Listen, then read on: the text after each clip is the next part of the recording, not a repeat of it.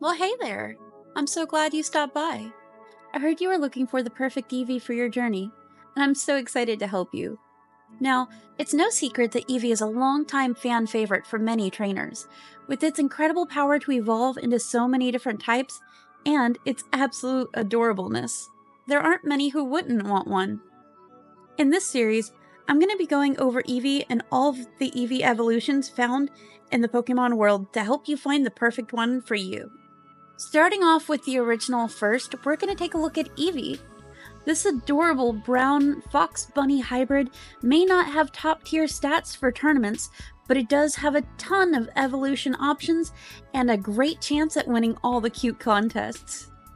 They stand at only a foot tall, or 0.3 meters, and they generally weigh about 14.3 pounds, which is 6.5 kilograms.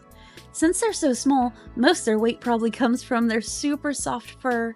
Eevee has an adorable bushy tail and a large cream-colored, fluffy collar. Its legs are short, keeping it agile. It sports a pink paw pad on each of its 3 little toes. Eevees are easily influenced by their environment, which is thought to be due to their irregular-shaped genetic structure. This ability to adapt to various habitats influences how it will evolve naturally. Scientists believe that Eevee's genes may be the key to solving the enigma of Pokemon evolution. When looking at our decks, the entry for Eevee can vary slightly.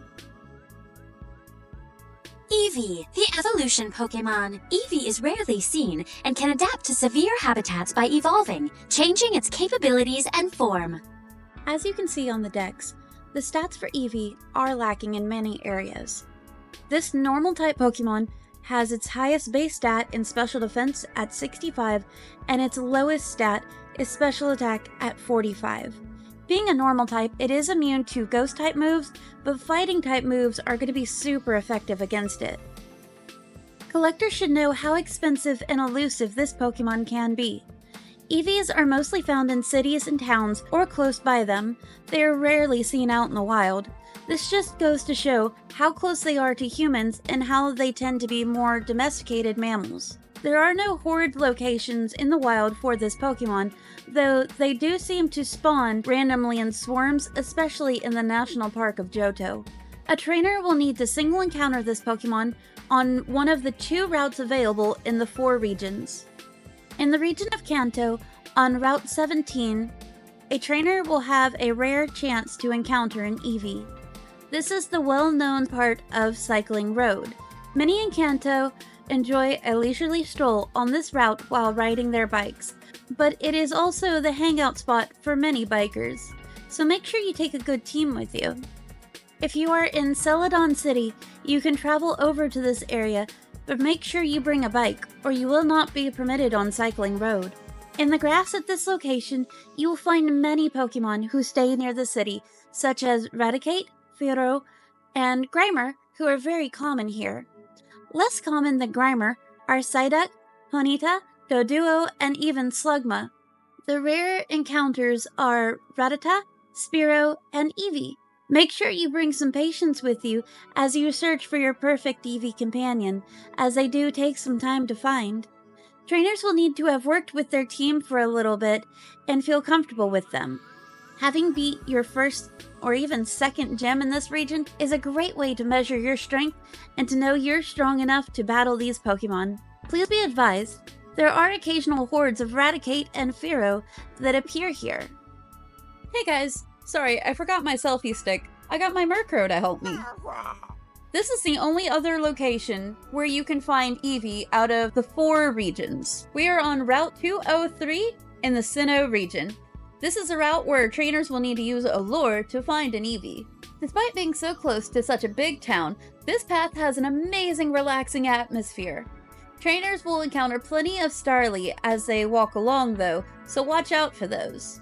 They're very common in this area. Bidoof and Shinx are commonly found in the tall grass here as well. There are uncommon run-ins with Zubat, Abra, Wurmple, and Kricketot in the grass. Just behind me a little bit, there's a small pond where trainers can surf or fish. Psyducks are very common and abundant in the water here, while its evolution, Golduck, is a little less common. Now, it's really important that you use a lure here or you won't be able to find Eevee. I'll be making a video really soon on lures, but the gist of it is it's a really sweet smelling perfume that draws out Pokemon that you normally can't find. There's a couple of different types, but hopefully you'll catch me in the next video and we'll talk about it there. Alright, moving on. For our last location, we're gonna go ahead and head over to Kanto, so I'll see you there, guys! Thanks for following me over to the game corner. So, lastly on our list of ways to get Eevee other than the GTL is to head over to the game corner. I'm at the Celadon City game corner in Kanto. Now, you can trade 6,666 coins at the game corner prize desk to receive a random Eevee. Wait, a random Eevee. No guaranteed stats, but this doesn't sound right. This sounds like...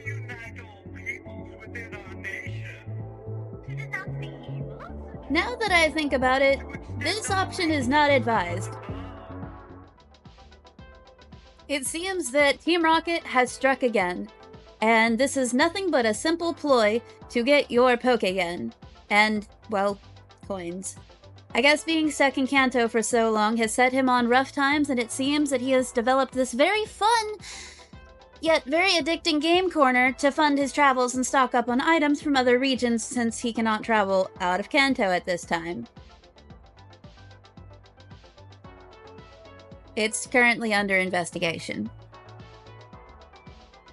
Though the game corner is a fun place for many, instead, how about we just go ahead and send him some gift baskets and probably some Pokeballs from the other regions to save him some money, and hopefully he'll be able to leave Kanto soon.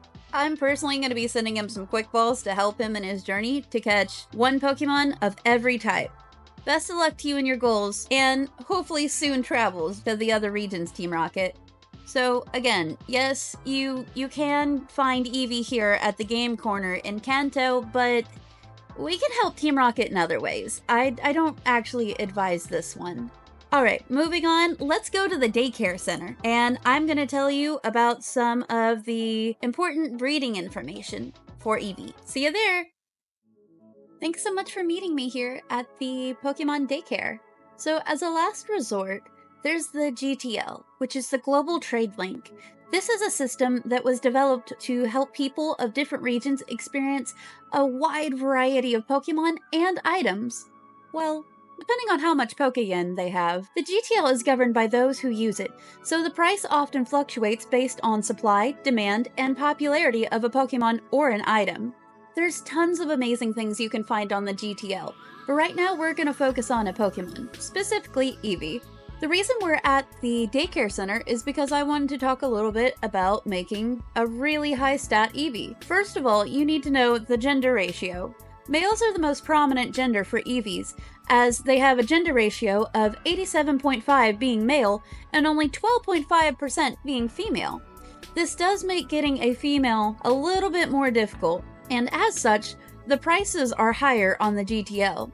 But as most breeders know, the species of a female Pokemon will determine what the egg is, so it's important to get a female if you want to breed it up. That is, unless you breed it with a Ditto. Once you get your hands on a female Eevee, you can pair it up with a Pokemon in the field egg group, or, of course, a Ditto.